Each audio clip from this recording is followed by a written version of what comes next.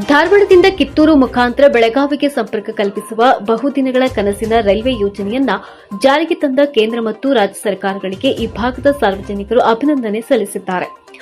ಆದರೆ ಪ್ರಸ್ತುತ ರೂಪಿಸಲಾದಂತ railway track ಮಾರ್ಗವು ಅವೈಜ್ಞಾನಿಕವಾಗಿದ್ದು, ಇದರಿಂದ ಕೈಗಾರಿಕಾ ಪ್ರದೇಶ ಮತ್ತು ರೈತರ ಭೂಮಿಗೆ ಹೆಚ್ಚಿನ ಹಾನಿಯಾಗಲಿದೆ ಎಂದು ಆತಂಕ ವ್ಯಕ್ತಪಡಿಸಿರುವ ರೈತರು ಹಾಗೂ ಉದ್ಯಮಿಗಳು ಯೋಜನೆಯನ್ನು ಪುನರ್ ಪರಿಶೀಲಿಸುವಂತೆ ಕೇಂದ್ರ ರೈಲ್ವೆ ಸಚಿವರಿಗೆ ಜಿಲ್ಲಾಧಿಕಾರಿಗಳ ಮುಖೇನ ಮನವಿ ಸಲ್ಲಿಸಿದ್ದಾರೆ.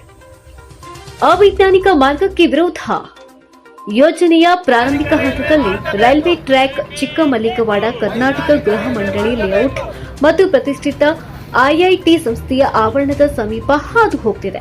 ಅಲ್ಲದೆ ಮುಮ್ಮಿಗಟ್ಟಿ, ಬೇಲೂರು, ಹೆಗ್ಗೇರಿ, ಕೋಟೂರು, ಶಿಗನಹಳ್ಳಿ ಗ್ರಾಮಗಳು ಪ್ರಮುಖ ಕೈಗಾರಿಕಾ ವಲಯಗಳಾಗಿ ಗುರುತಿಸಲ್ಪಟ್ಟಿವೆ.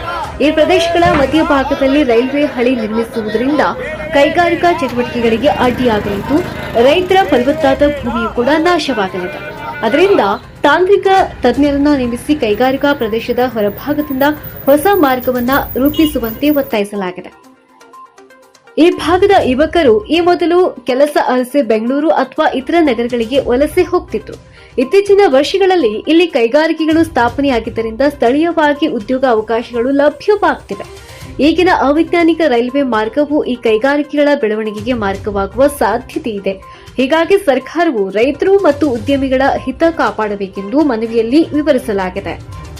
ಈ ಸಂದರ್ಭದಲ್ಲಿ ವೀರಯ್ಯ, ಗುರವಯ್ಯ ಚಿಕ್ಮಠ್, ಶೈಲ್ಗೌಡ ಕಮತರ್, ಶಿವು ಬೆಳದ್, ಮಂಜು ಗೋಕಾವಿ, ಪರಮೇಶ್ ಚ ಅಂಗಡಿ, ಚಂದ್ರು ತಲ್ಲೂರ್, ಬಸವರಾಜ್ ಮರ್ತೆಪ್ಪನವರ್, ಮಂಜು ಚಂದನಮಟ್ಟಿ, ಬಾಳಪ್ಪ ಕಡತಾಳ, ಕರಿಯಪ್ಪ ಗಂಡ ಕುದುರಿ, ಮಲ್ಲಪ್ಪ ಶಿರಮಣ್ಣನವರ್, ವಿಠ್ಠಲ್ ಬಿರ್ಗಾರ್ ಸೇರಿದಂತೆ ಸಮಸ್ತ ರೈತ ಬಾಂಧವರು ಹಾಗೂ ಗ್ರಾಮದ ಗುರು ಹಿರಿಯರು ಉಪಸ್ಥಿತರಿದ್ದರು.